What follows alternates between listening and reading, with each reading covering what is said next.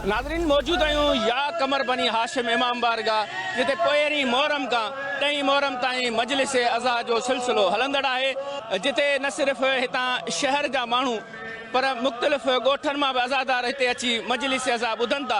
हितां जे अज़ादारनि ऐं मुंतज़िमीन खां वीचार वठंदासीं त उन्हनि जो छा चवणु आहे। या कमर बनी हाशिम ते पहिरीं मुहर्रम खां वठी 10 मुहर्रम ताईं इंशा अल्लाह ताला जेके असांजा जेके मख़सूस ॾींहं अहिड़ा हूंदा आहिनि उन्हनि ते जुलूस निकिरंदा आहिनि ऐं मातमदारी थींदी आहे, लंगर न्याज़ हलंदो आहे।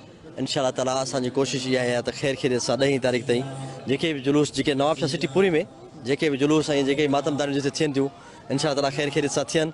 ऐं ॿियो मां नवाबशाह वारनि पंहिंजे दोस्तनि भाइरनि खे इहो मैसेज ॾींदुसि त जिथे बि रस्ता रोड जिथे बंदि हुजनि मातम जे करे या मजलिस जे करे त महिरबानी करे केर बि नाराज़ न थिए। लोड शेडिंग अल्हम्दुलिल्लाह थोरी किथे को फॉल्ट अचे थो त उते लाइट वञे थी, बाक़ी न त सूरत हाल अल्हम्दुलिल्लाह सही आहे।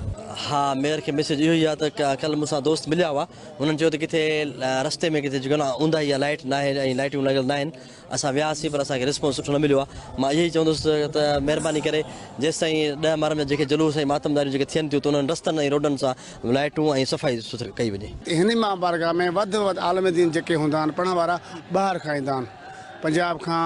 बाक़ी सिक्योरिटी असांखे माशाल्लाह असांखे न पूरे ज़िले खे एस पी साहब जी सिक्योरिटी भली आहे।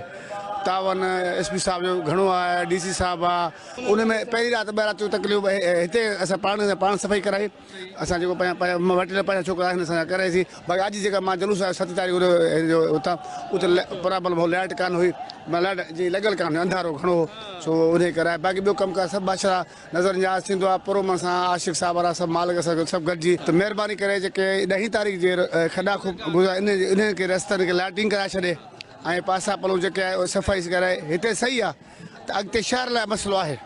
जीअं मुर्तज़ी मां 3 ॾींहं मसइलो असां पाणी अंदरि वियासीं, पोइ ॿी राति 3 राति पाणी निकितो आहे। ऐं तक़रीबन 14 खां 15 इमाम बारगाह नवाबशाह में आहिनि ऐं उन में जेका कमर बनी हाशिम में हींअर असां हिते बीठा आहियूं। हिते तक़रीबन 15 इंचार्ज सां गॾु ऐं नवाबशाह पुलिस टोटल 200 सिक्योरिटी एहलकार हिते तैनात आहिनि। हा, हिते तमामु जेके वॾा ज़ाकिर आहिनि तमामु त इहा ॻाल्हि हिन में शामिलु कई वञे त वॾनि ज़ाकिरनि जे करे बि हिते दोस्त घणो नौजवान तबिको हिते वॾनि ज़ाकिरनि खे ॿुधणु अचे थो।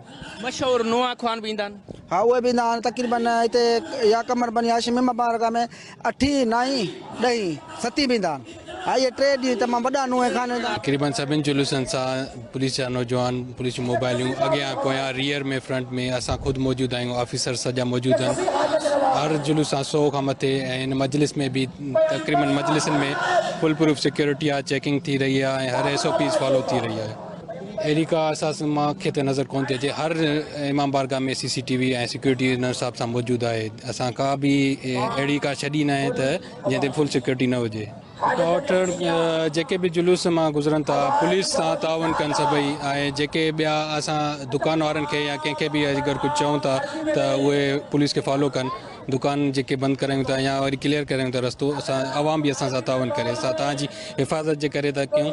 ॿियो कंहिंखे तंग करणो न आहे, बाक़ी हिफ़ाज़त लाइ असां कनातूं लॻायूं था या बंदि था कयूं, उहो सिक्योरिटी जे हवाले सां आहे। सिक्योरिटी में का बि कॉम्प्रोमाइज़ न आहे।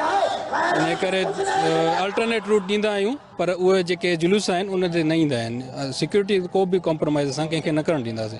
नाज़रीन, या कमर बनी हाशिम इमाम बारगाह जे मुंतज़मीन आशिक़ हुसैन ज़रदारी ऐं ॿियनि अज़ादारनि सिक्योरिटी जे हवाले सां DSP जा तव्हां वीचार ॿुधा। उन्हनि चयो हर रोज़ न सिर्फ़ु मजलिस अज़ा जिते थियनि था उते पर जेके मरकज़ी जुलूस बरामद थियनि था उते बि असांजी पुलिस तैनात थियल आहे ऐं पुलिस सिक्योरिटी जे हवाले सां कंहिं क़िस्म जी बि कंप्रोमाइज़ नथा करे सघूं। कैमरामैन सनाउल्लाह मस्तोई सां गॾु इम्तियाज़ कीरियो, धरती TV नवाबशाह।